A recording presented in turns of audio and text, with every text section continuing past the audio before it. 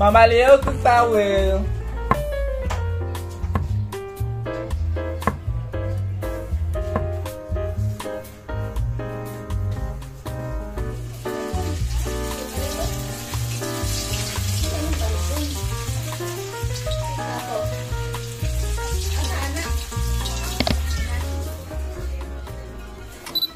So kanina, nakapag-brunch na ako, and then kanina din naihatid ko na din si Duday sa classmate niya kasi may project daw kamo sila, and then si Papa naman ay wala dito kasi may meeting siya. So ngayon ako lang yung mag-isa dito kasi lala, naiwan lang ako dito. Pero anyway, ayun na nga, gusto ko lang i-update kayo dito sa bahay namin kasi I don't know if almost 2 years yata di ako napag-update kasi nga sobrang na-busy ako sa school. So ngayon, since wala akong magawa kasi wala naman si Papa dito kasi dapat magtatrabaho kami. Wait lang.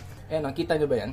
Nag-finishing kasi kami ngayon and ayun na nga, biglang nagka-meeting si Papa. So pinuntahan niya na muna doon, nag-attend na muna siya, and then ayun na nga, naiwan niya ako dito. So since wala akong magawa, walang uuin, may pagana. So ayun na nga, since wala akong magawa, so gusto ko kayong i-tour dito sa bahay namin, although hindi pa siya complete, pero at least diba may idea kayo kung ano yung magiging itsura niya. So ayan, so isimulan na nga natin. So ayan po, magsisimula po tayo ngayon dito sa aming kusina. Ayan, so ito po yung kusina namin. Yung katabi po ng kusina namin ay ang aming CR. Anyway guys, gusto ko lang ipapaalala sa inyo or bigyan notice na Sunday kasi ngayon, so sobrang daming tao ngayon na nagtatrabaho pa sa kanilang bahay. Ayun, baka kasi may maririnig kayo na sobrang ingay, na nagpupukpok or whatsoever. Dahil po doon, sobrang madaming tao ngayon na nagtatrabaho ng kanilang bahay. So ayan. So ito na nga po yung kusina namin. Ayan, dyan, magsisimula dyan, papunta dito. Ayan, so bali naisipan nila Mama at Papa, dito na lang yung bali... Diyan kami magluluto. Ayan. So, dito din, sa may gitna, yung lababo. And then, dito naman namin ilalagay yung mga anek-anek, like, lagay ng mga plato or whatsoever. So, ayan. Yan yung magiging kusina po namin. And, dito naman banda, ito yung aming CR. So, ayun na nga, no, katabi lang ng kusina namin. Ayan. So, ito na nga yung CR. Wait lang. Nakalimutan kong itabi to. Wait lang. Anyway, ito na nga yun. And papasok na tayo. Tadaan! Meron kaming bow. Thank you Kuya Janjan and thank you Ate Joy kasi nagpaubaya sila. Kasi sa kanila talaga to. Pero kasi nagpaubaya sila at binigay na lang nila sa amin. So ayan, thank you so much po. May pabiday. May shower dyan. Hindi mo akalain, di ba? Kahit na hindi mayaman pero may shower. Ayan o. I don't know kung tama ba talaga itong pagkakalagay na to. Kasi sa pagkakaalala ko, itong dulo niya, dapat dito lang banda. Wait lang. Ayan. Dito lang dapat siya banda. Tapos, ayun na nga, sabi ko kay Papa, baka mali yung pagkakalagay mo. Kasi ba't sobrang haba? And then ito, ano ba tawag dito? Nakahang lang siya papunta dito. Ayun. Wait lang. Papaano ko sa inyo? Papakita ko talaga sa inyo yung issue. Kasi, feeling ko talaga mali itong pagkakalagay na to. Nakabitay siya dyan. Sure ako maglalagay pa dyan. Para kunwari, wait lang, ayan. Para kunwari, shower talaga siya. Kung gusto mo gamitin ng ganyan, ganyan. Sobrang pangit, day. So, yun, para din kami siyang, hello.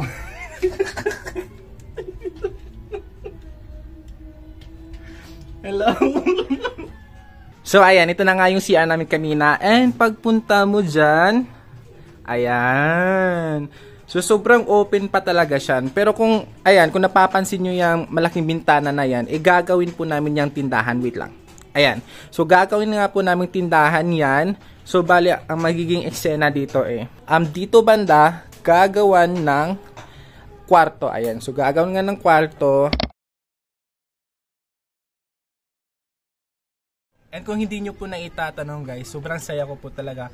Kasi for a long time na ginagawa po namin itong bahay na to, talagang nakabuo na po kami. Although hindi pa talaga siya complete, pero at least may matitirhan na kami if ever man na papalayasin na kami doon sa relocation na bahay na kasalukuyang tinitirhan po namin. So, ayan, sobrang saya ko lang talaga, and I hope na matatapos na talaga to at the end of this year, kasi sobrang excited din ako ipakita sa inyo ng buo kung ano yung magiging hitsura ng bahay namin. At dahil wala pa nga po si Papa, hihintayin ko na lang siya dito, and habang hinihintay ko siya, siguro matutulog na lang muna ako kasi medyo masarap din yung panahon ngayon, walang masyadong araw. Wait lang, tama ba yung walang masyadong araw? Yung sun rays niya kasi malimit lang. Tama ba yun? Basta hindi mainit. Kasi yung mga ulap parang uulan. So, ayan, medyo masarap yung panahon ngayon. And ayun na nga, maghihintay ako kay Papa dito. And habang naghihintay ako, matutulog na lang ako. Ganun.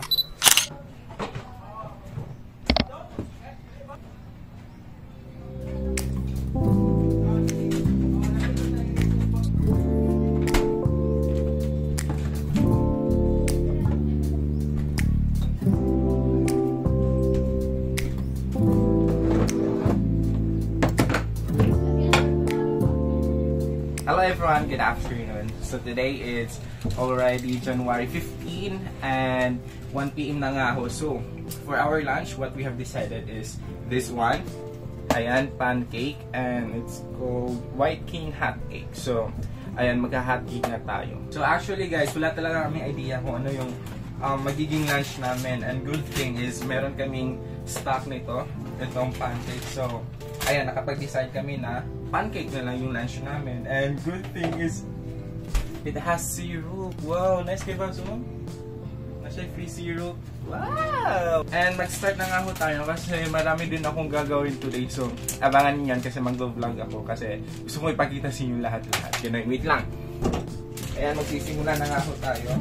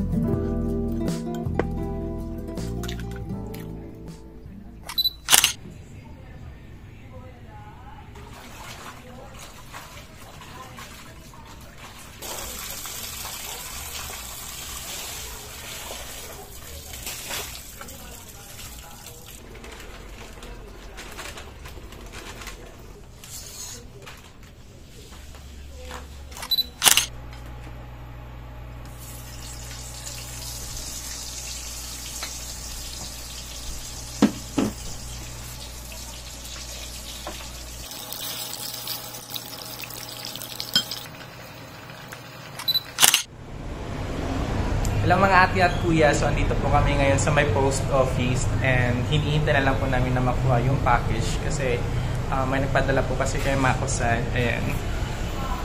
And so kasama ko po si Mako-san ngayon, and ayun na nga, hinihintay na lang talaga namin na makuha yung package niya.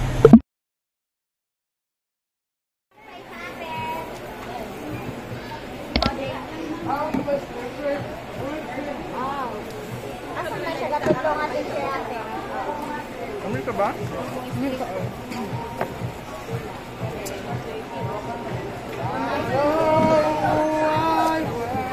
Bugang ka? Last na lang. Wala na pagbuhat eh.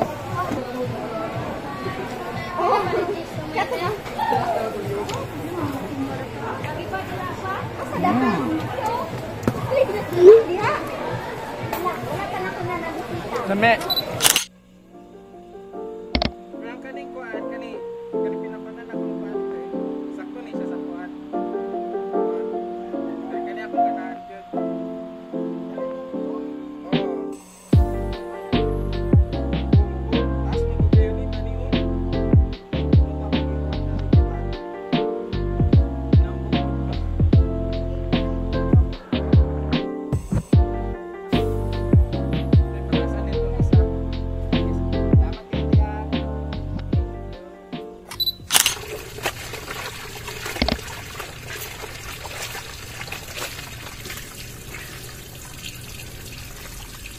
Hello po sa inyo lahat. Magandang gabi po.